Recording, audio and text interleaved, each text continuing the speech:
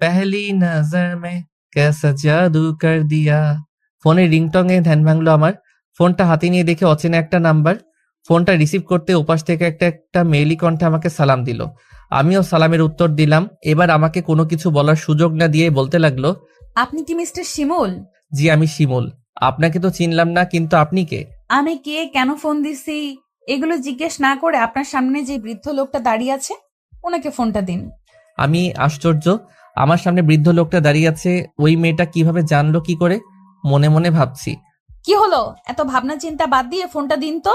আমি কিছু না বলেই ফোনটা চাচার দিকে এগিয়ে দিয়ে বললাম, ধরুন চাচা মিয়া, আপনার ফোন। চাচা মিয়া আমার দিকে তাকিয়ে অনেকটা অবাক করে দিয়ে মুচকি হেসে ফোনটা হাতে নিলেন। তারপরে একটু দূরে চলে গেলেন। প্রায় অনেকক্ষণ ধরে কথা বলার পর আমার কাছে এসে বললেন, এই নাও বাবা। বলে বৃদ্ধ লোকটা আমার দিকে ফোনটা এগিয়ে দিলেন। আমি ফোনটা হাতে নিয়ে নাম্বারটা দেখতে লাগলাম। আমি অনেকটা অবাক হলাম, কারণ ফোনের স্ক্রিনের দিকে তাকিয়ে দেখি কোনো নাম্বার নেই। সামনে তাকালাম, আজব বৃদ্ধ লোকটাকেও এখন আর দেখতে পাচ্ছি না। সাথে সাথে হাওয়ায় মিলে গেল। শিমুল প্রাণে বাঁচতে চাইলে পালা। এটা কোনো মানুষ না, এটা মনে হয় ভূত। উসাইন বোল্টের পুরনো দৌড়টা আবার দিলাম, কিন্তু এ কি, বৃদ্ধ লোকটাও আমার সাথে দৌড়াচ্ছে। আমি কিছুতেই তার সাথে পেরে উঠতে পারছি না। পারবই বা কি করে, ভূত বলে কথা। হঠাৎ করেই বৃদ্ধ লোকটা আমার একেবারে কাছে চলে আসলেন। হাই হাই, এ কি, বৃদ্ধের হাতে ইয়া বড় একটা ছুরি। বৃদ্ধের হাতে ছুরি কেন? তাহলে কি এটাই শিমুল ভাইয়ের শেষ রাত? আমি ভাবছি, কত বড় হারামি আপনারা। আমার জান বের হয়ে যাচ্ছে, আর আপনারা কিনা বসে বসে মজা নিচ্ছেন। নেন, যত খুশি নেন। আমারও একদিন সময় আসবে, তখন সবাইকে দেখে নেব। আরে আজকে বাঁচলে তো নেব। কিরে, কি এত ভাবছিস? ও মাগো, বৃদ্ধ বলে কি? আমার মনেই ছিল না যে আমি বৃদ্ধের সাথে দৌড়াচ্ছি। এত এত দৌড়াচ্ছি, কিন্তু বাসার কাছে আসতে পারছি না। আজব, এটা কোথায় যাচ্ছে আমি? সামনে তো দেখা যায় ইয়া বড় জঙ্গল। না, আর মনে হয় শেষ রক্ষা হলো না। ভাই, আপনাদের অনেক গল্প শুনিয়েছি, কেউ কষ্ট পেয়ে থাকলে ক্ষমা করে দেবেন। আজকেই মনে হয় আমার শেষ রাত। যদি তাই হয় তাহলে 40-এর দাওয়াত রইল। যদি তাই হয় সবাই খেয়ে যাবেন। যাই হোক, আমি জঙ্গলের ভিতরে ঢুকে গেলাম। বৃদ্ধ লোকটাকে এখন আর দেখতে পাচ্ছি না, কিন্তু আমি জঙ্গলে এলাম কি করে? আবার ইয়া বড় জঙ্গলে কাউকে দেখতেও পাচ্ছি না। হঠাৎ করে উপরের দিকে চোখটা গেল। হাই হাই, বৃদ্ধ দেখি ছুরি হাতে নিয়ে আমার দিকে আসছে। দৌড় দিতে চাইলাম, কিন্তু এ কি, আমার পা নড়ছে না কেন? তাকিয়ে দেখি দুটো হাত আমার পা গুলোকে জাপটে ধরে রেখেছে। না, আজকে আমি শেষ। বৃদ্ধ লোকটা একেবারে আমার কাছে চলে এসেছে। কিন্তু আমি কি করলাম? বৃদ্ধ আমাকে মারতে চাইছে কেন? মরার আগে অন্তত আমার সঠিক কারণটা আমার জানা দরকার। তাই বৃদ্ধকে জিজ্ঞাসা করলাম আমি, আচ্ছা চাচা, আমাকে আপনি মেরে ফেলতে চাচ্ছেন কেন? ভয়ঙ্কর একটা হাসি দিয়ে। মরার সময় কথা বলতে নেই, তাই চুপ করে থাক। একদম কথা বলবি না। মরার আগে অন্তত একবার হলো একটু শব্দ করে কেঁদে নেই। আজকের পর থেকে তো আর কান্না করতে পারবো না, তাই শব্দ করে কান্না শুরু করে দিলাম। এই চুপ কর। বলে চাচা আমার পেটের মধ্যে ছুরি চালিয়ে দিল। ও মা গো, আমি শেষ। ওই কি হয়েছে, কি হয়েছে তোর? আমি কি বেঁচে আছি নাকি মারা গেছি? দাঁড়া, তোর ফাজলামো আমি বার করছি। হাই হাই, আম্মু আসলো কোথা থেকে এই জঙ্গলে? মনে হয় ভূত চাচা আম্মুর রূপ ধারণ করছে। আপনি কি সত্যি আমার আম্মু নাকি ভূত?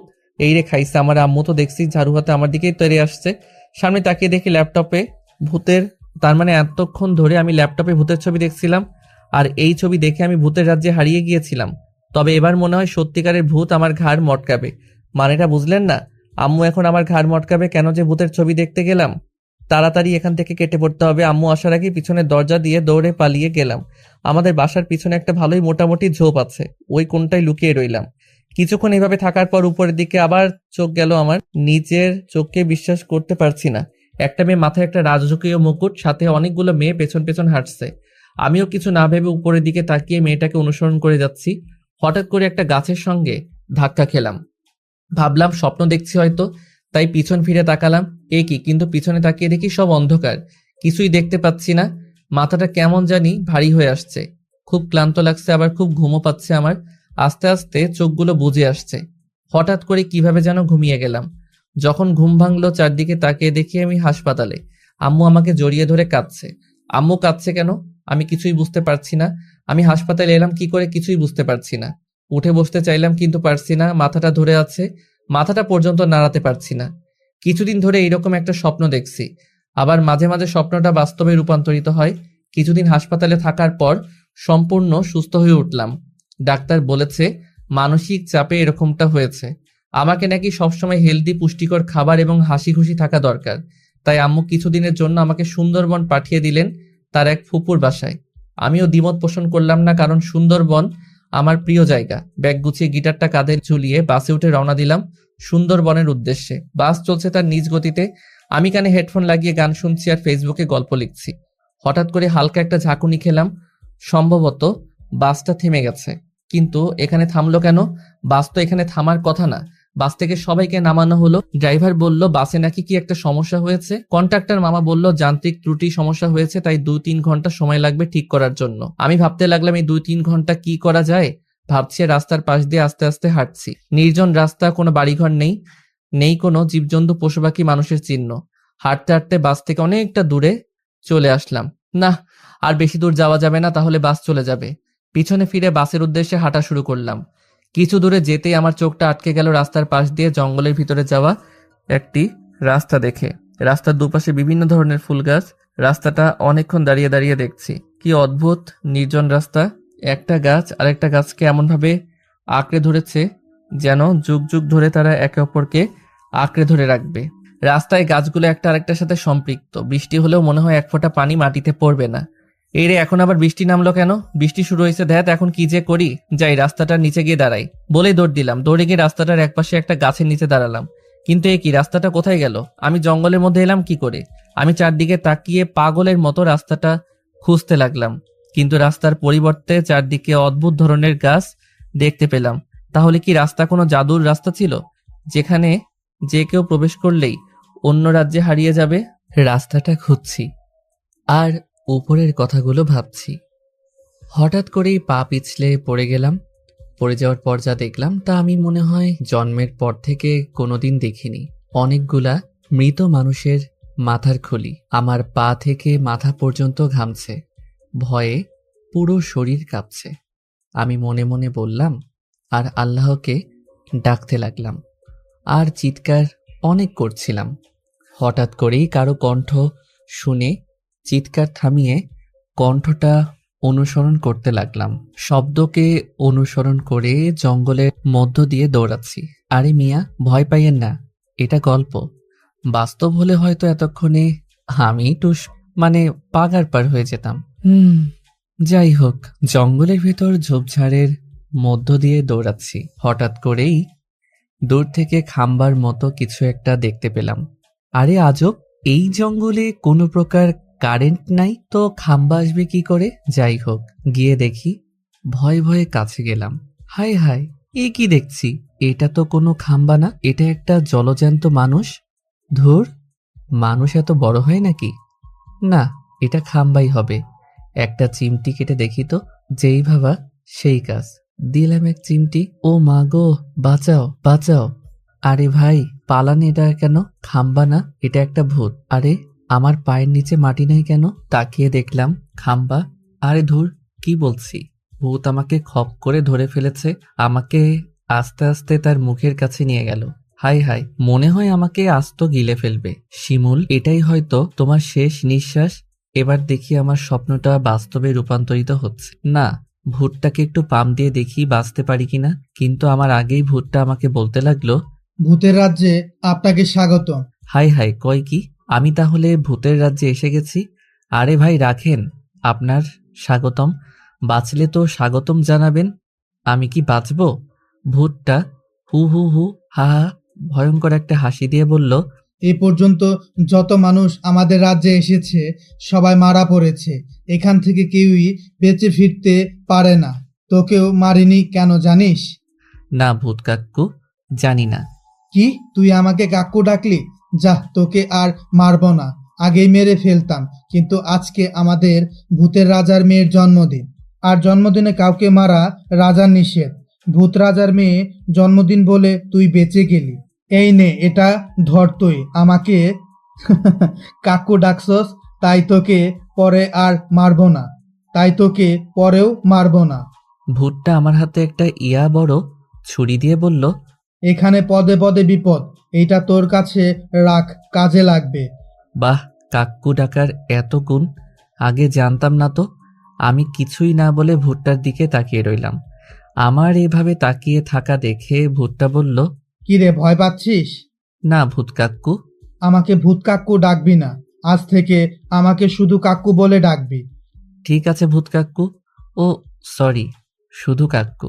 কি রে, ভূত কাক্কুটা বুঝলাম, কিন্তু শুধু কাক্কু এটা আবার কি? এটা আবার কেমন বিপদে পড়লাম? বললাম একটা আর বুঝলো আরেকটা। যে সব ভূতেরা মানুষের প্রতি দয়া দেখায় তাদের শুধু কাক্কু বলে। ও এখন বুঝলাম। আচ্ছা এখন চল আমার সাথে। হাই হাই, এতক্ষণ আমার সাথে গল্প করে এখন হয়তো আমাকে খাওয়ার চিন্তা ভাবনা করছে। কিছুটা আমতা আমতা করে আমি ভয়ে ভয়ে বললাম, কোথায় যাব শুধু কাক্কু? আমার বাড়িতে। আল্লাহ গো, কয় কি? মনে হয় বাড়িতে নিয়ে গিয়ে সবাই মিলে কুইটটা বাইসা আমাকে খাবে। না, যাওয়া যাবে না। কিরে, তুই ভাবছিস তোকে খাবার জন্য বাড়িতে নিয়ে যাব, তাই না? হুম। আরে না, খেলে তোকে অনেক আগেই খেয়ে ফেলতাম। এখন চল তো। ভূত কাকু তো ঠিক কথাই বলছে, খাবার ইচ্ছা থাকলে অনেক আগেই আমাকে খেতে পারতো। না, আগে গিয়ে দেখি। আচ্ছা ভূত কাকু চলেন। ভূত কাকুর সাথে নানান বিষয় নিয়ে কথা বলতে বলতে জঙ্গলের ভিতর দিয়ে হাঁটছে। হঠাৎ করে একটা সুন্দর খালি জায়গায় আসলাম। এই জায়গাটা অনেক আমাদের শহরের মতোই দেখা যাচ্ছে, বড় বড় বাড়ি, বেশিরভাগ বাড়ি পাকা দালান, মাঝে মাঝে দু একটা বাড়িতে টিনের চাল। আমি তো মহা খুশি, মনে মনে ভাবছি কাকু তো বেশ ভালো, আমাকে ভূতের রাজ্য থেকে বের করে শহরে নিয়ে এসেছে। মনে হয় এখান থেকে আমাকে বাড়ি যাবার জন্য বাসে তুলে দিবেন। আমার তো মহা খুশি লাগছে, আমার মনের ভেতর আনন্দ বেড়েই চলেছে।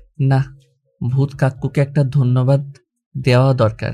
ধন্যবাদ কাক্কু, আপনি অনেক বড় মনের অধিকারী। পাম দিলাম আর কি। জানি, আর পাম দিতে হবে না। এখন চল, একটু সামনেই আমার বাসা। হাই হাই, কয় কি? তাহলে আমি এখন ভূতের রাজ্যেই আছি? আচ্ছা কাকু, আমরা কি এখনো ভূতের রাজ্যেই আছি? হুম, আর এটাই হলো ভূতের শহর। হাই আল্লাহ, ভাবলাম কি আর হলো কি, না আর বাঁচা গেল না। এখন থেকে আমার প্রধান কাজ হলো ভূতের রাজ্য থেকে বের হওয়ার, আর এই রাজ্যের সকল রাস্তাটা খুঁজে বের করা। এসব ভাবতে ভাবতে একটা বড় বাড়ির সামনে এসে দাঁড়ালাম। ভূত কাক্কু আমাকে বলল, এটাই হচ্ছে আমার বাড়ি। দাঁড়া, তোর কাকিকে আমি ডাক দেই। তোর কাকিকে দেখে তুই ভয় পাস নে, কেমন? ঠিক আছে শুধু কাক্কু। আমার কথা শেষ না হতে কাক্কু ডাক শুরু করে দিল। কই গো গিন্নি, ঘরে আছো? এখনই মনে হয় গোপালের বউ মানে ভূত কাক্কুর বউ আসবে। তো এত সাত সকালে ষাঁড়ের মতো চেঁচাচ্ছ কেন শুনি? আরে দেখো, কাকে নিয়ে এসেছি। ভূতের বউ দরজাটা খুলে আমাকে দেখেই অবাক হয়ে গেল। আমার দিকে তাকিয়ে থেকেই বলল, এতদিন একটা কাজে কাজ করেছো, অনেকদিন ধরে মানুষের মাংস খাই না, আজকে খাওয়াটা চম্পেশ হবে। হায় আল্লাহ, এ তো দেখছি ভূত কাক্কুর চেয়ে সম্পূর্ণ বিপরীত। তার দেখি দয়া মায়া বলতে কিছুই নেই। ভূত কাক্কুর দিকে তাকিয়ে দেখি ভূত কাক্কু ও আমাকে দেখছে। এখন বুঝতে পারলাম এই ছিল ভূত কাক্কুর মনে, কিন্তু আমার ধারণা ভুল প্রমাণ করে দিয়ে ভূত কাক্কু পেতনিটাকে মানে ভূতের বউকে বলল, গিন্নি, ও আমার ভাতিজা, ওকে খাওয়ার চিন্তা ভাবনা একদম করবা না। আরে আগে বলবে না? পেতনিটা আমার দিকে তাকিয়ে বলল, আসো বাবা, ভেতরে আসো। বাহ, পেতনিটার মধ্যেও কিছুটা মায়া দয়া আছে দেখছি। যাই হোক, ভূত কাকুর সাথে বাসার ভিতরে গেলাম। ওয়াও, আমি কল্পনাও করিনি বাসাটা এত সুন্দর হবে। ঘুরে ঘুরে পুরো বাড়িটা দেখতে লাগলাম, কিন্তু হঠাৎ করে আমার চোখটা আটকে গেল দেয়ালে টানানো একটা ছবি দেখে। আরে, এটা তো সেই মেয়ের ছবি যাকে দেখে আমি বাগানে জ্ঞান হারিয়ে ফেলেছিলাম। অনেক ভালো করে ছবিটা দেখতে লাগলাম। হ্যাঁ, এটাই সেই মেয়েটা, যে মেয়েটাকে সারা রাস্তা অনুসরণ করতে করতে আমি গাছের সঙ্গে ধাক্কা খেয়ে জ্ঞান হারিয়ে ফেলছিলাম। আমি অবাক হয়ে ছবিটা দেখতে লাগলাম। হঠাৎ করে আমার কাঁধে কারো হাতের স্পর্শ পেয়ে চমকে উঠলাম। পিছনে তাকিয়ে দেখি ভূত কাক্কু দাঁড়িয়ে আছে। আমাকে এমন চিন্তিত দেখে ভূত কাক্কু বলল, কি হয়েছে ভাতিজা, মন খারাপ? আরে মন খারাপ করো না, গিন্নি অনেক ভালো, তোমাকে চিনতে না পেরে এসব কথা বলেছে। না কাক্কু, এজন্য না। আঙুল দিয়ে ছবিটার দিকে ইশারা করে বললাম, ওই যে ছবিটা কার কাক্কু? কাক্কু আমার কথা শুনে মুচকি হেসে বলল, এটা হলো আমাদের রাজা, মানে ভূতদের রাজার মেয়ে। নাম কি ওর? ওর নাম কেয়া। আজকে তো ওরই জন্মদিন। আজকে ওর 19 বছর পূর্ণ হলো। আমি তো ওদের রাজপ্রাসাদে কাজ করি। আচ্ছা ভাতিজা, তুমি এখন একটু রেস্ট নাও, আমি একটু বাজারে যাব। বলেই ভূত কাকু গন্তব্যের দিকে বেরিয়ে গেলেন। আমারও কিছু ভালো লাগছিল না, তাই কাকিকে মানে ভূত কাকুর বউকে বলে গিটারটা নিয়ে একটু বাহিরে বের হলাম। কিন্তু এ কি, সবাই আমাকে এইভাবে দেখছে কেন? আস্তে আস্তে হাঁটতে হাঁটতে জঙ্গলের ভিতর পৌঁছে গেলাম। অনেকক্ষণ যাবৎ জঙ্গলে বসে আছি, কিছুই ভালো লাগছে না। আম্মুর কথা মনে পড়ছে শুধু। হঠাৎ করে চমকে উঠলাম একটা ছোট ভূতকে দেখে, সম্ভবত এটা ভূতের বাচ্চা। আমি তাকিয়ে দেখছি ভূতের বাচ্চাটাকে। দেখলাম ভূতের বাচ্চাটা আমার দিকে আসছে, আমার একটু কাছে এসে বলল, what is your name bro? ও মা গো, ওটা কি ভূতের বাচ্চা দেখি ইংরেজিতে প্রশ্ন করে। My name is Shimul and your? আমি বেশি ইংরেজি বলতে পারি না। আমার নাম হলো মাহমুদ। আমি হলাম এই রাজ্যের রাজকুমার। আমার বাবা হলেন ভূতের রাজা। তাই তো বলি, ব্যাটার এত ভাব কেন? এটা হলো এদেশের রাজকুমার মানে কেয়ার ভাই। তোমার বোনের নাম কি কেয়া? আপন নাম? বলেই ভূতের বাচ্চাটা আমার গিটারটার দিকে অবাক দৃষ্টিতে তাকিয়ে বলল, এটা কি? এটা গিটার, এটা দিয়ে গান গাওয়া যায়। আমি গান খুব পছন্দ করি, আমার একটা গান শোনাও না শিমুল ভাইয়া। ঠিক আছে, বলেই গান ধরলাম। আশিকি 2 ছবির একটা গান। हम तेरे बिन अब रह नहीं सकते, तेरे बिना का वजूद मेरा। চোখ বন্ধ করে গান গাচ্ছিলাম। গানটা শেষ হতেই অনেকের করতালিতে চোখটা খুলে একটা বড় ধরনের শক খেলাম। দেখলাম বনের সব পশু পাখি মুগ্ধ হয়ে আমার গান শুনছিল। ইঁদুর, বিড়াল, শিয়াল, বাঘ, হাতি, বনের সব পশু পাখি আমাকে ঘিরে ধরে বসে বসে গান শুনছে। আবার দেখলাম কয়েকটা বানর গানের তালে নাচানাচিও শুরু করে দিয়েছে। ও মা, এ কি! উপরে তাকিয়ে তো পুরাই টাসকি খেলাম। একটা ভূত আর একটা পেতনি গাছের ডালে বসে একজন আরেকজনের হাত ধরে রোমান্টিক স্টাইলে ড্যান্স করছে। ভূত আর পেতনির নাচানাচি দেখে আমি গান থামিয়ে হাসতে লাগলাম এবং তাদের নাচানাচি দেখায় ভালো করে মনোযোগ দিলাম। গভীর মনোযোগ দিয়ে তাদের নাচানাচি দেখছিলাম। হঠাৎ করেই আমার পায়ে কিছু একটার কামড় অনুভব করে। এদিকে তাকালাম, এ কি! এ তো একটা ইঁদুর। আমি কি বলবো কিছুই বুঝতে পারছি না। আমার এভাবে চুপ থাকা দেখে ইঁদুরটা আমাকে বলতে লাগলো, সরি শিমুল ভাই, আমি ইচ্ছে করে আপনার গায়ে কামড় দিইনি। আপনার গান শুনে ওই পাশের গ্রাম থেকে গেন্ডের সাথে ঝগড়া করে এসেছি। এসে দেখি আপনি গান থামিয়ে অন্যদিকে চেয়ে আছেন, তাই কামড় দিছি। হাই হাই, এটা আমি কি শুনছি! ইঁদুরও কথা বলতে পারে নাকি? তাও আবার আমাকে শিমুল ভাই বলে ডাকছে। হতে পারে, কারণ এটা ভূতের রাজ্য, তো এখানে সবই সম্ভব। সরি ইঁদুর দাদা। ও মা, এ কি! ইঁদুরটা আমার দিকে এইভাবে চোখগুলো বড় বড় করে তাকাচ্ছে কেন? ইঁদুরটা চোখ বড় বড় করে আমার কাছে এসে বলল, শিমুল ভাই, আমাকে দাদা ডাকবেন না। দাদা ডাকলে তো কেমন বুড়ো বুড়ো মনে হয়। দেখছেন না আমি এখনো অনেক জোয়ান। বলেই ইঁদুরটা তার সামনের চুলগুলো হাত দিয়ে পিছনে নিয়ে একটা হিরো স্টাইলে স্মাইল দিল। ওহ, কি দারুণ লাগছে! ঠিক আছে, তোমাকে কি বলে ডাকবো তাহলে? আমার নাম হলো চুইংগাম, আর আমার গিন্নির নাম হলো সিন্ডারফুট। সবাই আমাকে গাম বলে ডাকে, আপনিও এই নামেই ডাকবেন। ঠিক আছে চুইংগাম কাকু। সব পশু পাখি আমাকে অনুরোধ করছে গান গাওয়ার জন্য, কিন্তু আমি বললাম যে কাল থেকে গান গাইব। আজকে শরীরটা ক্লান্ত আর ভালো লাগছে না। আজকে সবার সাথে পরিচিত হয়ে নেই। তারপর ইঁদুর মানে চুইংগাম কাকু একে একে সবাইকে পরিচয় করিয়ে দিতে লাগলো। প্রথমে একটা ছোট ইঁদুরকে দেখিয়ে বলল, তারপর হাতিকে দেখিয়ে বলল, তারপর শিয়ালকে দেখিয়ে বলল। এইভাবে চুইংগাম কাকু প্রত্যেকের পরিচয় করিয়ে দিতে লাগলো। কিন্তু চুইংগাম কাকুর কপালে এই সুখ বেশিক্ষণ টিকল না। একটু পরেই চুইংগাম কাকুর বউ মানে সেন্টার ফ্রুট এসে হাজির। এসেই ধুমধাম ঝাড়ু দিয়ে পিটাতে শুরু করলো। এদিকে ঝাড়ুর বাড়ির কারণে চুইংগাম কাকুর লুঙ্গি গাছের ডালে আটকে গেল। এখন চুইংগাম কাকু পাল্টা অ্যাকশন শুরু করে দিল, যাকে বলে বউ পিটানো। চুইংগাম কাকু উড়াধুরা ছক্কা মারতে শুরু করলো তার গিন্নি সেন্টার ফুডকে। ম্যাচ যখন চরম উত্তেজনায়, তখনই বৃষ্টি এসে হানা দিল। মানে চুইংগাম কাকুর ভাই বাবুলগাম এসে তার ভাবিকে রক্ষা করতে লেগে গেল, কিন্তু চুইংগাম কাকুও এত সহজে ছেড়ে দেবার পাত্র নয়। এদিকে তার পরনে লুঙ্গি নেই, এই বিষয়ে তার কোনো খবরই নেই। অবশেষে আম্পায়ারের কারণে ম্যাচটা বাতিল হলো, মানে বুঝলেন না? সকল পশু পাখিরা মিলে ইঁদুর কাকুকে ধরে থামালো। না, আজকে আর গান শোনা হবে না। সবাই যার যার মতো বাড়ির দিকে চলে গেল। শুধুমাত্র আমি আর মাহমুদ মানে কেয়ার ভাই বসে আছি।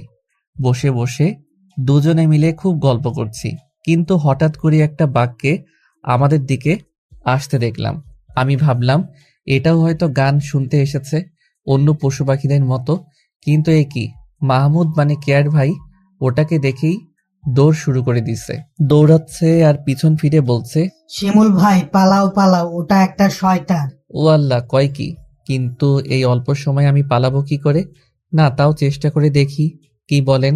দিলাম এক দৌড়, কিন্তু শয়তান বলে কথা, ওর সাথে কি আর আমি দৌড়ে পেরে উঠব? আমায় খপ করে ধরে ফেললো।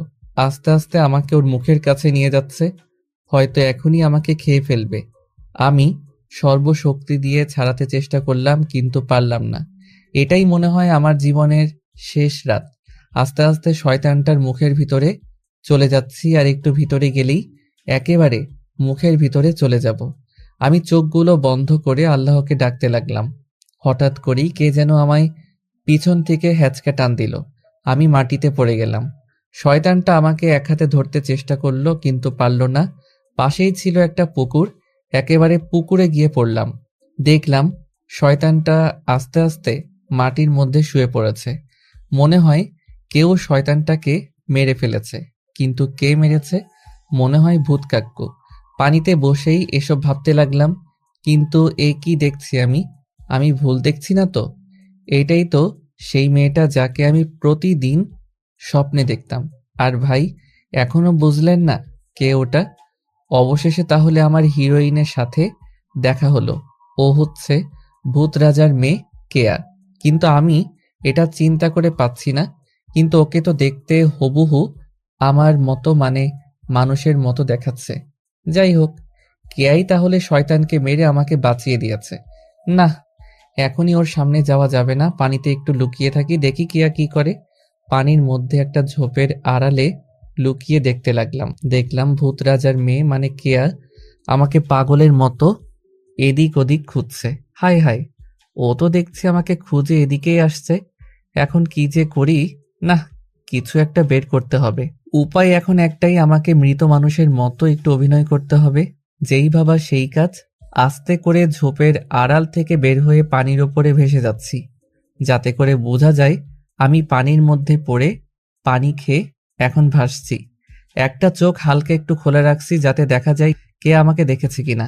হ্যাঁ, প্ল্যান কাজে দিছে। এই তো, কেয়া আমাকে দেখে আমার দিকে পাগলের মতো ছুটে আসছে। এসেই ধপাস করে পানিতে নেমে আমার একেবারে কাছে চলে এসেছে।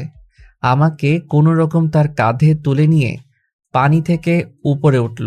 আমিও আমার শরীরটাকে এমনভাবে রাখলাম যাতে বোঝা যায় অনেক পানি খেয়েছি।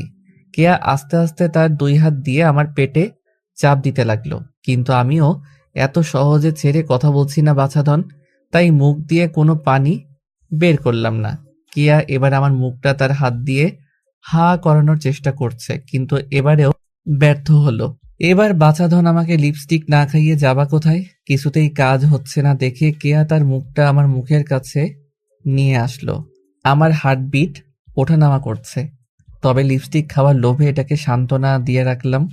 অবশেষে মনোবাসনা পূর্ণ হলো। কেয়া তার ঠোঁট দুটো আমার ঠোঁটের সাথে মিলিয়ে দিলেন। অজানা এক রাজ্যে হারিয়ে গেলাম আমি। এভাবে কিছুক্ষণ চেষ্টা করার পর ও মুখ দিয়ে কোনো পানি বের হচ্ছে না দেখে কেয়া হাল ছেড়ে দিল, কিন্তু আমি ছাড়বার পাত্র নই। ওকে শক্ত করে জড়িয়ে ধরলাম। কেয়া ব্যাপারটা বুঝতে পেরে অবাক হয়ে আমার দিকে তাকিয়ে রইল।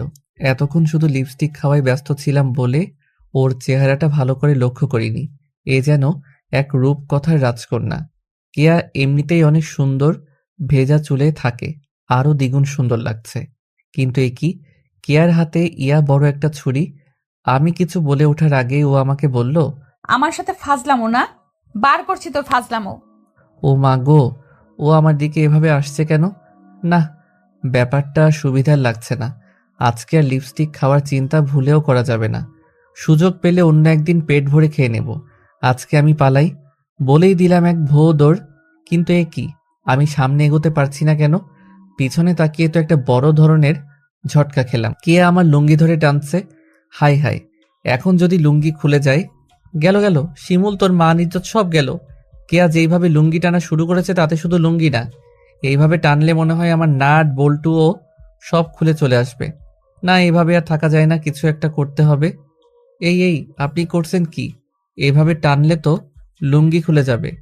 আমি তো তাই চাচ্ছি।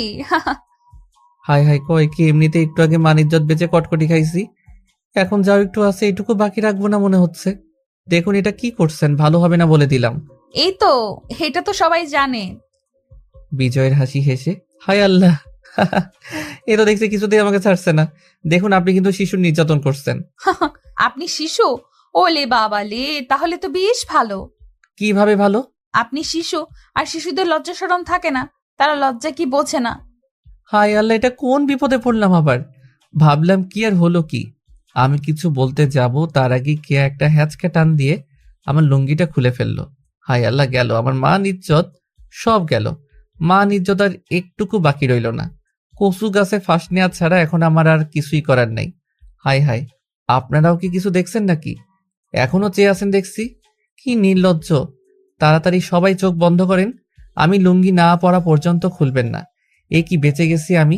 আরে ভাই বুঝলেন না, লুঙ্গির নিচে একটা শর্ট প্যান্ট পরা ছিল। আহা আহা, আমি বেঁচে গেছি, আমি বেঁচে গেছি। মনের সুখে গান গাইতে ইচ্ছে করছে আমার। না, একটা গান গেয়েই ফেলি। কেয়ার দিকে তাকিয়ে ওকে রাগানোর জন্য গান শুরু করে দিলাম। ভূতের মেয়ে কে আমার লুঙ্গি টেনেছে, লুঙ্গির নিচে প্যান্ট ছিল, তাই শিমুল ভাই বেঁচে গিয়েছে। মনের সুখে গানটা গাচ্ছি, কিন্তু এ কি, কে আমার দিকে এভাবে তেড়ে আসছে কেন? একেবারে রাগে ফুলতে ফুলতে আমার দিকে আসছে। না, ওকে আরেকটু রাগানোর দরকার। একটু রাগিয়ে দেখি কি হয়। রাগলে আপনাকে টমেটোর মতো লাল লাগে। টমেটো কি? টমেটো চিনেন না? আসুন আপনাকে চিনিয়ে দেই। ওই খবরদার, গায়ে হাত দেওয়ার চেষ্টা করবি তো তোর হাত পা ভেঙে রান্নার চুলায় বসিয়ে দেব। আপনি থেকে একেবারে এই মেয়ে তুইতে নেমে এসেছে দেখছি। আপনাকে আমি বিয়ে করতে চাই। অনেক দিনের শখ একটা পেতনিকে বিয়ে করে তার লিপস্টিক খাওয়ার। কি? আমি পেতনি আর আমার লিপস্টিক খাওয়া? দাঁড়া, বার করছি। বলেই কি আমার দিকে তেড়ে আসলো। আমাকে আর পাইকে এক দৌড়ে একেবারে সোজা ভূত কাকুর দরজার সামনে গিয়ে দাঁড়ালাম। বাসায় গিয়ে নাস্তা করে দিলাম এক ঘুম। হঠাৎ করেই মাঝরাতে আম্মুকে স্বপ্নে দেখলাম। ঘুম থেকে উঠে আম্মুর জন্য কাঁদতে লাগলাম। আমার কান্না শুনে ভূত কাকু আমার কাছে এসে বলল, ভাতিজা, খারাপ স্বপ্ন দেখেছো? না কাকু, আম্মুর কথা খুব মনে পড়ছে। আম্মুকে স্বপ্নে দেখলাম। আম্মু হয়তো আমার কথা খুব চিন্তা করতে করতে মারাই যাবে। ভাতিজা, এটা হলো ভূতের রাজ্য। এখানে সময় কখনো শেষ হয় না। তোমার বাস এখনো আগের জায়গাতেই আছে, সবই আগের মতোই। তোমার জীবনে এই সময়টা বাড়তি সময়। এখানে এসে কেউ বাঁচে না, তুমি প্রথম বাঁচলা। আর বেঁচে যখন গেছো, যাওয়ার সময় এখান থেকে বড় কিছু একটা নিয়ে যাইবা। এটা তোমার জীবনে বাড়তি পাওয়া হবে। তাই আম্মুর জন্য মন খারাপ করো না ভাতিজা। ঠিক আছে কাকু। কাকু, আপনাদের রাজার মেয়ে কেয়া দেখতে হুবহু মানুষের মতো। মানে আমার মতো কেন? আপনাদের থেকেও অনেকটা ভিন্ন। ও তোমাদের মতো। ও তো মানুষ, কোনো ভূত না। সে অনেক ঘটনা। কাকু বলেন, আমি শুনবো। আজ থেকে 18 বছর আগে আমি ও কেয়ার বাবা, মানে বর্তমানে রাজা, জঙ্গলে শিকার করতে বের হয়েছিলাম। শিকার করতে করতে এক সময় আমরা এই জঙ্গলের পাশে নদীতে একটা ছোট মেয়েকে পড়ে থাকতে দেখি। তখন কেয়ার 1 বছর হবে। তখন আমাদের রাজা, মানে বর্তমানে কেয়ার বাবা, ছোট শিশু কেয়াকে পড়ে থাকতে দেখে খুব মায়া হয়। আবার রাজা তখন কোনো ছেলে মেয়ে ছিল না, তাই কেয়াকে তিনি রাজপ্রাসাদে নিয়ে এসে কোলে পিঠে করে মানুষ করেন। সেই থেকে কেয়া বড় হতে থাকে। ও খুব ভালো, আমাদের সবার বাড়িতে বাড়িতে এসে আমাদের খোঁজ খবর নেয়। কিন্তু কিছুদিন যাবৎ আসছে না কেন জানি না। আমি যতদিন আছি ততদিনও আপনাদের এখানে আর আসবে না। মনে মনে বললাম, ভাতিজা, কি ঘুমিয়ে গেছো? কাকু আপনারে অনেক ধন্যবাদ। ঠিক আছে, এখন ঘুমিয়ে যাও। Good night. তারপর ঘুমিয়ে গেলাম। এক ঘুমেই রাত কাবার। সকালে ঘুম থেকে উঠে দাঁত ব্রাশ করতে করতে হাঁটছিলাম রাস্তায়।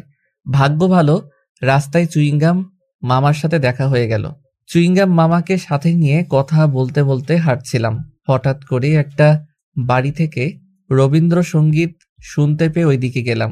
চুইংগামকে আমার সাথে নিয়ে ঘরে প্রবেশ করলাম। কিন্তু এ কি, আমি ঠিক দেখছি তো? এটা যে রবীন্দ্রনাথ ঠাকুর। ও মা গো, পাশে দেখি কাজী নজরুল ইসলামও আছে। এটা কিভাবে সম্ভব? না, হয়তো আমি ভুল দেখছি। তাই চুইংগামকে মানে ইঁদুরকে বললাম। চুইংগাম ইঁদুরকে লক্ষ্য করে, জি ওস্তাদ।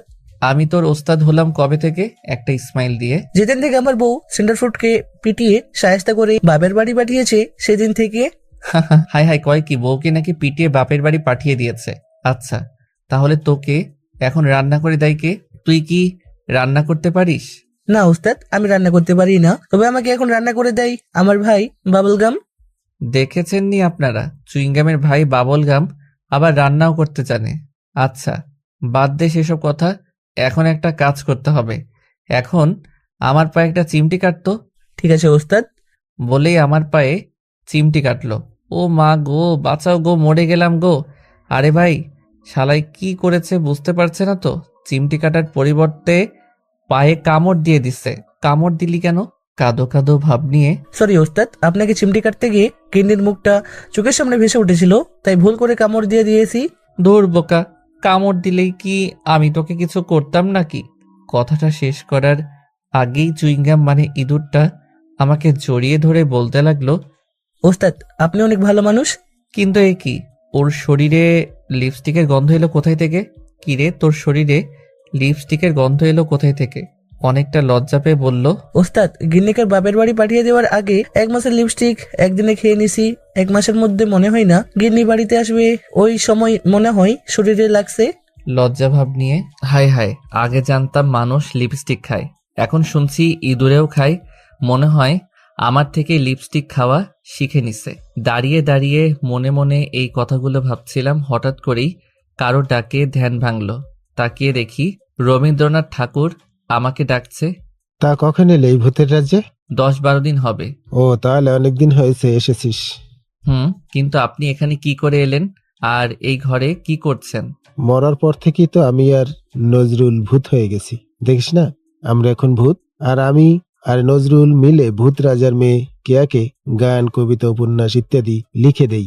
পুরানো অভ্যাস তো, তাই ছাড়তে পারি না। তারপর কাজী নজরুল ইসলাম ও রবীন্দ্রনাথ ঠাকুরের সাথে কিছুক্ষণ গল্প করে বাসায় চলে আসলাম। গল্প করে এসেই দিলাম এক ঘুম, কিন্তু ঘুমোতে পারলাম না শান্তিতে। শুয়ে আছি, ঘুমটা মাত্র আসছিল এমন সময় কে যেন আমার নাম ধরে ডাক দিল, চেঁচিয়ে চেঁচিয়ে। শিমুল ভাই, ও শিমুল ভাই, ঘরে আছেন? কে আপনি? কিসের জন্য ডাকছেন শুনি? আমি চুনগ্রামের ভাই বাবুল গ্রাম, আপনাকে রাজামশাই ডাকছে। হাই হাই, আমি আবার কি করলাম? নিশ্চয়ই কে ওর বাবার কাছে কিছু বলেছে। আরে না, যাওয়া যাবে না, গেলেই আমাকে খেয়ে ফেলবে। তার চেয়ে একটা কাজ করি, আমি এখান থেকে পালিয়ে যাই। আচ্ছা বাবলগাম ভাই, আপনি যান, আমি আসছি। দেখলাম ইঁদুরটা চলে যাচ্ছে। আমি আর কোনো কিছু চিন্তা না করে আমিও চুপি চুপি আমার গিটারটা নিয়ে বাসা থেকে বের হয়ে জঙ্গলে এসে বাহিরে যাবার রাস্তাটা খুঁজতে লাগলাম। কিন্তু কিছুতেই রাস্তাটা খুঁজে পাচ্ছিলাম না। পাগলের মতো রাস্তাটা খুঁজছিলাম আমি। কিন্তু এ কি, ভূত কাক্কু যে সামনে দাঁড়িয়ে আছে। আমি কিছু বলতে যাব তার আগেই ভূত কাক্কু আমাকে বলতে লাগলো, ভাতিজা, এখান থেকে চলে যেতে চাইছো কেন? আমি কাক্কুকে সব ঘটনা খুলে বললাম। কেয়ার সাথে যা যা হইছে তাও খুলে বললাম। ভূত কাক্কু সব শুনে আমায় বললেন, ভাতিজা, তুমি এমনিতেই ভয় পাচ্ছ, চলো আমার সাথে রাজপ্রাসাদে, কিছু হবে না। ঠিক আছে কাক্কু, চলেন। বলেই তার সাথে হাঁটতে হাঁটতে রাজপ্রাসাদের দিকে যেতে লাগলাম। সামনে তাকিয়ে দেখি ইয়া বড় রাজপ্রাসাদ, আর হবেই না কেন, ভূতের রাজা বলে কথা। তারপর আমি আর ভূত কাক্কু রাজপ্রাসাদের ভিতরে প্রবেশ করলাম। রাজপ্রাসাদে প্রবেশ করে রাজা মানে কেয়ার বাবাকে সালাম দিতেই তিনি আমার দিকে চোখ গরম করে বললেন, তুমি নাকি কেয়াকে খুব ডিস্টার্ব করছো এবং তাকে কিস করছো। তোমার সাহস হলো কি করে মানুষ হয়ে ভূত রাজ্যে এসে ভূত রাজার মেয়েকে ডিস্টার্ব করার? আপনার মেয়েকে আমি ডিস্টার্ব করিনি, ওই আমাকে অনেকদিন ধরে ডিস্টার্ব করে। তাই নাকি সেনাপতি? এখনই কেয়াকে রাজসভায় হাজির করো। সেনাপতি দৌড়ে গিয়ে কেয়াকে রাজসভায় নিয়ে আসলো। কেয়াকে উদ্দেশ্য করে, তুমি নাকি ওই ছেলেটাকে ডিস্টার্ব করো, আমাকে মিথ্যা বললে কেন? না বাবা, ও মিথ্যা বলছে, ও প্রতিনিয়ত আমাকে ডিস্টার্ব করে। আমি অবাক হয়ে কেয়ার চোখের দিকে তাকালাম। ওই দিনের কেয়া আর আজকের কেয়ার মধ্যে কোনো মিল পাচ্ছি না। আমি স্বপ্নেও ভাবিনি কেয়া আমার নামে এইভাবে নালিশ করবে বলে। তখনকার কথা শুনে আমার ভেতরটা জ্বলে পড়ে যাচ্ছে। পরে দেখলাম কেয়া চলে যাচ্ছে।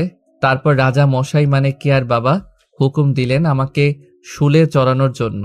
কিছুদিন পর মানে 5 দিন পর আমার ফাঁসি। আমি আর নিজেকে সামলে রাখতে না পেরে ভূত কাক্কুকে জড়িয়ে ধরে কাঁদতে লাগলাম। মৃত্যুর ভয়ে কাঁদছি না, কাঁদছি কেয়া আমার নামে এভাবে মিথ্যা বলে আমার এত বড় ক্ষতি করবে তা স্বপ্নেও আশা করিনি। একজন সেনাপতি এসে আমার হাত ধরে টেনে হিচড়ে আমাকে গারদে নিয়ে গেল। ভূত কাক্কুকেও আসতে দিল না। গারদে বসে আছি আর কেয়ার কথা ভাবছি। মেয়েটা এত নীচ আগে জানতাম না। হঠাৎ করে কে যেন আমার নাম ধরে ডাক দিল। চারদিকে খুঁজতে লাগলাম কিন্তু কাউকে দেখতে পেলাম না। সামনে তাকিয়ে দেখি একটা মশা আমাকে গভীর মনোযোগ দিয়ে দেখছে। পরনে মেয়েদের পোশাক, তার মানে এটা মহিলা মশা। কি চাই এখানে? তোমার গান আমার খুব পছন্দ। তা আমি কি করতে পারি আপনার জন্য বলেন? তোমাকে আমি ভালোবাসি। আই লাভ ইউ শিমুল। তোমাকে বিয়ে করতে চাই। হাই হাই, শালি কয় কি এমনিতেই কিছুদিন পর মারা যাব, এই চিন্তায় ঘুম আসছে না। আর ওই মশা কিনা বলে আমায় বিয়ে করবে। মশার সাথে বিয়ে, আহা ভাবতেই কেমন লজ্জা পাচ্ছে। হাই হাই, মশার সাথে বিয়ে হলে তো মারা যাব আমি।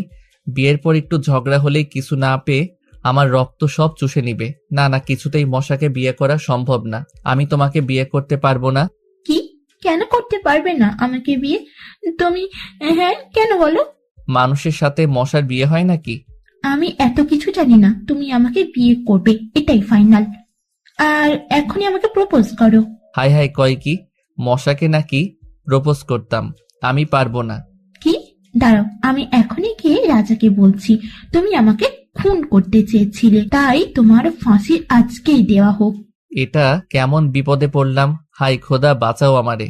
এখন আবার যদি সত্যি সত্যি বলে দেয় তাহলে তো যাও, 2-4 দিন বাঁচবো। এটাও হবে না তাহলে? না, তার চেয়ে ও প্রপোজ করে আপদ বিদায় করি। আই লাভ ইউ মশা আপু। এবার তো যান, প্রপোজ তো করলাম। না, এইভাবে না। তাহলে কিভাবে? হাঁটু কেড়ে আমার হাতে চুমুখে হিরো স্টাইলে বলতে হবে। এটা কি আদৌ মশা নাকি মানুষ কিছুই বুঝতে পারছি না। আই লাভ ইউ মশা আপু। তুমি কি আমার রক্ত শূন্যতার কারণ হবে? তুমি কি?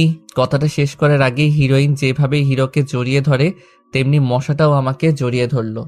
এই করছেন কি? ছাড়েন ছাড়েন বলেই মশা আপুকে দূরে সরিয়ে দিলাম। যাবার আগে মশা আপু আমাকে বলে গেল, আবার দেখা হবে তোমার বিয়ের রাতে। আমি কথাটার মাথা মুন্ডু কিছুই বুঝলাম না। কিছুটা সময় ভালোই কাটলো গারদে। এই সুখের মুহূর্ত বেশিক্ষণ ধরে রাখতে পারলাম না। আমার এই সুখের মুহূর্তে জল ঢেলে দিল একজন পেয়াদা। মশাটা চলে যাবার পর আবার কেয়ার কথা মনে পড়তে লাগলো।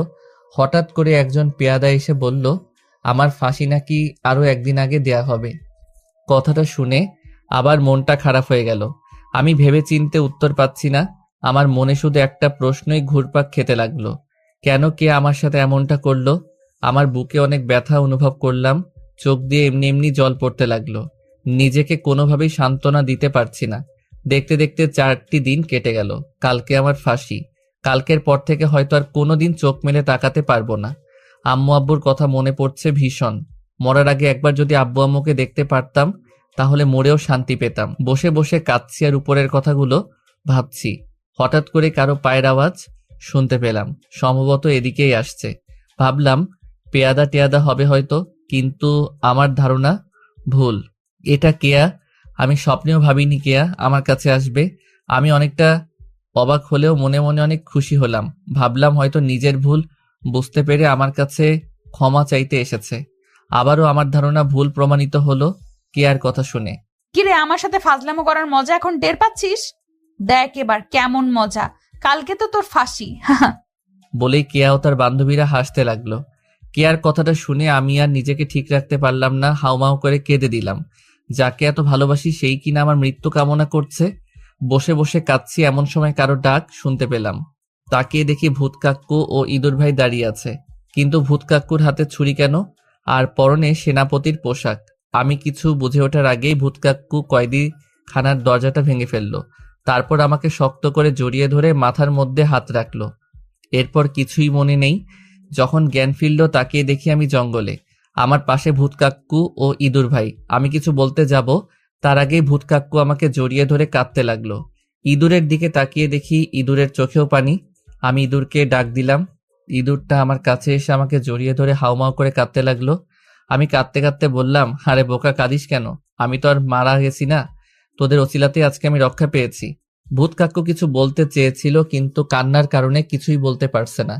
এই কয়েকদিনে আমার উপর তাদের অনেক মায়া পড়ে গেছে। দেখলাম বনের সব পশু পাখিরাও এসেছে।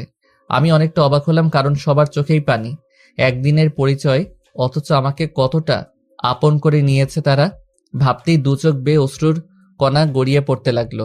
ভূত কাক্কু আমাকে বললেন কেঁদে কেঁদে, ভাতিজা, দেরি হয়ে যাচ্ছে, তাড়াতাড়ি আসো, দেরি হলে আবার যেতে পারবে না, রাজার পেয়াদারা এসে যাবে। নিজেকে কোনোভাবেই সামলে রাখতে পারছি না, কারণ তাদের প্রতি আমারও অনেক মায়া জন্মে গেছে। তাই আমি হাউমাউ করে কাঁদতে কাঁদতে বললাম, কাকা, আমি চলে গেলে তো আপনাকে শুলে চড়াবে রাজামশাই, আমাকে পালানোর জন্য সহযোগিতা করার অপরাধে। আমার জন্য কোনো চিন্তা করিস না ভাতিজা। বলেই ভূত কাক্কু আমাকে একটা সূরা শিখিয়ে বললেন, এটা পড়লেই তুই ভূতের রাজ্য থেকে বেরিয়ে যেতে পারবি। শেষমেশ কেঁদে কেঁদেই সবার সাথে কোলাকুলি করলাম। তারপর ভূত কাক্কু ও ইঁদুর ভাইকে জড়িয়ে ধরে কাঁদতে কাঁদতে তাদের কাছ থেকেও বিদায় নিয়ে সূরাটা পড়লাম। চোখ মেলে তাকিয়ে তো আমি পুরাই অবাক। যে রাস্তাটায় প্রথমে দাঁড়িয়েছিলাম সেই রাস্তাটা এসে দাঁড়ালাম। আরে ভূত কাক্কু তো ঠিকই বলেছিল, ওই যে দেখা যায় বাসটা এখনো দাঁড়িয়ে আছে। দৌড়ে বাসের কাছে গিয়ে ভালোভাবে নিশ্চিত হওয়ার জন্য ড্রাইভারকে বললাম, ভাই, বাস কতক্ষণ হলো নষ্ট হয়েছে, আর আমাকে আপনি কতক্ষণ যাবত দেখছেন না? এই তো 30 মিনিট হবে। আর আপনিও তো সে যে 30 মিনিট আগেই বাস থেকে নেমে কোথায় জানি গিয়েছিলেন। না, এবার নিশ্চিত হওয়া গেল। ভূত কাক্কু ঠিকই বলেছিল, ভূতের রাজ্য হলো অতীত আর আমরা হলাম বর্তমান বা ভবিষ্যৎ। কিছুক্ষণ পর বাস ঠিক হয়ে গেছে, সবাই যার যার সিটে গিয়ে বসছে। আমিও বসলাম আমার সিটে গিয়ে, কিন্তু কিছুতেই নিজেকে ঠিক রাখতে পারছি না। জঙ্গলে সব পশু পাখি, ইঁদুর ও ভূত কাক্কুর কথা মনে পড়ছে খুব। দেখলাম চোখ থেকে পানি পড়ে আমার শার্টটাও ব্যাগটা ভিজে গেছে। আমার খুব কষ্ট লাগছে। তারাও আমাকে অনেক আপন করে নিয়েছে, আমিও নিয়েছি তাদের আপন করে। আমি বাসের মধ্যে হাউমাউ করে কাঁদতে লাগলাম, বাসে বসে কাঁদতে লাগলাম। বারবার ভূত কাক্কু ও ইঁদুর ভাইয়ার চেহারাটা চোখের সামনে ভেসে উঠতে লাগলো। আমাকে পালানোর জন্য সাহায্য করায় ভূত কাক্কু ও ইঁদুর ভাইকে মনে হয় শুলে চড়ানো হবে। আমার জন্য তাদেরকে মরতে হবে ভাবতেই চোখ ফেটে কান্না আসতে লাগলো। আমাকে এভাবে কাঁদতে দেখে কয়েকজন যাত্রী আমার দিকে এগিয়ে এসে কান্নার কারণ জিজ্ঞেস করলো। আমি তাদেরকে সব ঘটনা খুলে বললাম। আমার কথা শুনে কয়েকজন খুব মজা নিচ্ছিল। তারা বলছিল, ছেলেটা অল্প বয়সে পাগল হয়ে গেছে। আমি তাদের কথা শুনে কিছুই বললাম না, শুধুই কেঁদেই চলেছি। কিছুক্ষণ পর একজন বৃদ্ধ, বয়স 90 থেকে 100 বছর হবে, আমার শরীরে হাত রেখে বললেন, বাবা, আমি তোমার কথা বিশ্বাস করছি, কারণ আমাদের সময় আমাদের এক বন্ধু এই রাস্তায় গিয়েছিল আর বেঁচে ফিরতে পারেনি। আবার আমি আমার পূর্বপুরুষদের কাছ থেকে শুনে এসেছি এই রাজ্যে গেলে নাকি আর কেউ বেঁচে ফিরে আসতে পারে না। তুমি এসেছো, এটাই ভাগ্য। আমি বৃদ্ধের দিকে কিছুক্ষণ তাকিয়ে মাথা নেড়ে হ্যাঁ বললাম। বাস ছুটে চলছে তার নিজ গতিতে। বৃদ্ধ ও অন্যান্য লোকেরা সবাই যার যার সিটে বসে ঘুমাচ্ছে। আমিও হয়তো তাদের মতোই এতক্ষণে ঘুমের দেশে চলে যেতাম, কিন্তু ওই একটা ঘটনার জন্যই ঘুমাতে পারছি না। রাত্রি 2-3টা বাজবে হয়তো। বাসের সব যাত্রী গভীর ঘুমে আচ্ছন্ন, শুধুমাত্র আমি আর ড্রাইভার ছাড়া।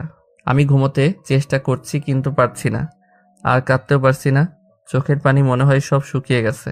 কাঁদতে কাঁদতে কখন যে ঘুমিয়ে গেলাম নিজেও জানি না। সকালে ঘুম থেকে উঠলাম হেল্পারের ডাকে। নির্দিষ্ট স্থানে এসে পৌঁছে গেছি। পাশে একটা দোকান ছিল, ওইখানে একটা পানির বোতল কিনলাম। তারপর মুখ ধুয়ে হালকা নাস্তা করে আম্মুর আত্মীয়দের বাড়ির উদ্দেশ্যে রওনা দিলাম। বাড়ির কাছাকাছি গিয়ে পানি দিয়ে মুখটা ভালোভাবে ধুয়ে নিলাম, যাতে কেউ বুঝতে না পারে আমি কান্না করতে করতে এসেছি। বাড়ির ভিতরে গিয়ে সবাইকে সালাম করে ফ্রেশ হয়ে একটা ঘুম দিলাম। ঘুম থেকে উঠে দেখি রাত হয়ে গেছে। ঘুম থেকে উঠে নাস্তা করে আবার শুয়ে পড়লাম। এভাবে 6টা দিন ভালোই কাটলো, কিন্তু এখানে আর থাকা যাবে না। আম্মু আব্বুকে মিস করছি খুব। যেমন ভাবা তেমন কাজ, তাই সিদ্ধান্ত নিলাম কালকেই বাড়িতে চলে যাব। রাতের খাবার খেয়ে শুয়ে শুয়ে ফেসবুকে গোতাচ্ছিলাম, হঠাৎ করে একটা মশা আমার হাতে এসে বসলো। আমি তো অবাক, কারণ এটাই হলো আমার প্রেমিকা, মানে মশা প্রেমিকা। আমি কিছু বলতে যাব তার আগে মশাটা আমাকে বললেন দরজাটা বন্ধ করে দিতে। আমিও দরজা বন্ধ করে দিলাম, কিন্তু এ কি, এ যে আস্তে আস্তে অনেক বড় হচ্ছে। আমি শুধু চেয়ে চেয়ে দেখছি, তারপর মশাটা ভূতরাজ্যে যতটুকু বড় ছিল ততটুকু বড় হলো। আমার এভাবে তাকিয়ে থাকা দেখে মশাটা বলল, লজ্জা পেয়ে, এমন করে কি দেখছো? তোমাকে দেখছি। আর দেখতে হবে না, আমার লজ্জা করে না বুঝছি। ও আমার লজ্জাবতী রে। কিন্তু এ কি, মশাটা আমাকে হুট করেই জড়িয়ে ধরে কাঁদতে লাগলো। কাঁদছো কেন? আমাকে ক্ষমা করে দাও, আমি আর তোমাকে ভালোবাসতে পারবো না। আমার স্বামী কালকে ফিরে এসেছে, আমি ওকে তোমার থেকেও বেশি ভালোবাসতাম, এখনো বাসি। ও আমাকে অনেক ভালোবাসে, আমাকে ক্ষমা করে দাও প্লিজ। ঠিক আছে, যাও, ক্ষমা করে দিলাম। তোমার জন্য একটা সুখবর আছে। কি খবর? রাজা ভূত কাক্কু ও ইঁদুর ভাইকে ফাঁসি না দিয়ে ছেড়ে দিয়েছে, আর আমি আসার সময় ভূত কাক্কু বলে দিয়েছে তোমাকে বলতে। তুমি বাড়িতে যাওয়ার সময় ভূত কাক্কুর সাথে দেখা করে যাবে ভূত রাজ্যে গিয়ে। আমি এখন আসি, আমার স্বামী আমার জন্য বাহিরে অপেক্ষা করছে, ভূত রাজ্যে দেখা হবে। বলেই সেই মশাটা অদৃশ্য হয়ে গেল। আমার খুশিতে নাচতে ইচ্ছে করছে। ভূত কাক্কু ও ইঁদুর ভাই বেঁচে আছে, তার মানে তারা মরেনি। আমার ইচ্ছা হচ্ছে এখনই ভূত রাজ্যে চলে যেতে, কিন্তু এখন তো আর বাস পাবো না, তাই গেলাম না। খুশির চোটে সারা রাত ঘুম হয়নি, কখন সকাল হবে ভাবতে ভাবতে এক সময় ঘুমিয়ে গেলাম। সকাল হতেই সবার কাছ থেকে বিদায় নিয়ে বাসে উঠলাম। বাস চলছে, যাত্রীরা সবাই এদিক ওদিক তাকাচ্ছে। আমি কানে হেডফোন লাগিয়ে মনের আনন্দে আশিকি টুর ছবির গানগুলো শুনছি। হঠাৎ করে জানালা দিয়ে চোখ পড়লো ওই রাস্তাটার দিকে। ও শিট! খুশির চোটে আমার মনে ছিল না যে আমি এখানে নামবো। ড্রাইভারকে বাস থামাতে বললাম, বাস থেকে নেমে ভাড়া দিয়ে বাসকে বিদায় করে দিলাম। আস্তে আস্তে রাস্তাটার দিকে এগোতে লাগলাম। আজ খুব আনন্দ লাগছে, মনের মধ্যে আনন্দের বন্যা বইছে। ভূত কাক্কু সব পশু পাখিদের সাথে আবার দেখা হবে বলে এইটা আনন্দের চোটে তো সূরাটাই ভুলে গেলাম। এখন কি করি? যদি সূরাটা না পারি তাহলে তো এখানেই পচে মরতে হবে। এই তো মনে পড়েছে। হুস হুস হুস, আমার কি দোষ? এখন শিমুল ভিতরে যাবে, দরজা খুলো। ঠুস! এই তো আমি ভূতের রাজ্যে এসে গেলাম, কিন্তু ভূত কাক্কুকে তো দেখছি না। আরে ওই যে দেখা যায় ভূত কাক্কু, ইঁদুর ভাই, সকল পশু পাখিগুলো আমার দিকে আসছে। আরে আমি আসার খুশিতে ভূত কাক্কু দেখি ভ্যান পার্টির আয়োজন করেছে। অনেকগুলো ভূত গান গাচ্ছে আর গিটার, বেহালা, ঢোল ইত্যাদি বাজাচ্ছে। আমি দৌড়ে ভূত কাক্কুর কাছে গেলাম, কিন্তু ভূত কাক্কুকে কেমন অচেনা অচেনা লাগছে। আগের থেকে অনেকটা শুকিয়ে গেছে, তার মুখটা অনেক শুকিয়ে গেছে। আমাকে কিছু বলার সুযোগ না দিয়ে ভূত কাক্কু আমাকে জড়িয়ে ধরে কপালে চুমু খেলেন। ইঁদুর ভাইও আমাকে জড়িয়ে ধরলেন। দেখলাম ইঁদুর ভাইয়ের শরীরটা আগের থেকে অনেক শুকিয়ে গেছে। ভূত কাক্কু আমাকে বলল, ভাতিজা চল, অনেক দিন যাবত দুজনে মিলে একসাথে খাই না, আজকে খাবো। ঠিক আছে কাক্কু, চলেন। বলেই আমি ভূত কাক্কু ও ইঁদুর ভাই হাঁটতে লাগলাম। দেখলাম সকল পশু পাখি ও আমাদের পিছনে বাদ্যযন্ত্র বাজিয়ে হইচই করে আসছে। ভূত কাক্কুর সাথে কথা বলতে বলতে হাঁটছি, কিন্তু এ কি, ভূত কাক্কু আমাকে রাজপ্রাসাদ মানে কিয়াদের বাড়ির দিকে নিয়ে যাচ্ছে কেন? আরে আজব, আজকে রাজপ্রাসাদটাকে এত সুন্দর করে সাজিয়েছে কেন?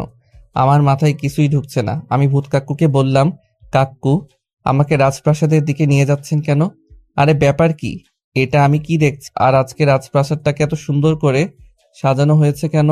ভূত কাক্কু আমার দিকে তাকিয়ে মুচকি হেসে বললেন, ভাতিজা, কালকে আমাদের রাজার মেয়ে মানে কি আর বিয়ে, পাশের রাজ্যের একটা ভূত রাজার ছেলের সঙ্গে। কাকুর কথা শুনে আমার মাথায় যেন আকাশ ভেঙে পড়ল। কিয়াকে যতটা ঘৃণা করি তার থেকেও যে বেশি ভালোবাসি।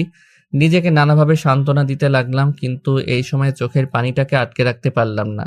চোখ দিয়ে বৃষ্টির মতো পানি পড়তে লাগলো। আমি যে কিয়াকে ভালোবাসি, আমার ভালোবাসার মানুষটি অন্য কারো হয়ে যাবে, এটা আমি সহ্য করব কিভাবে?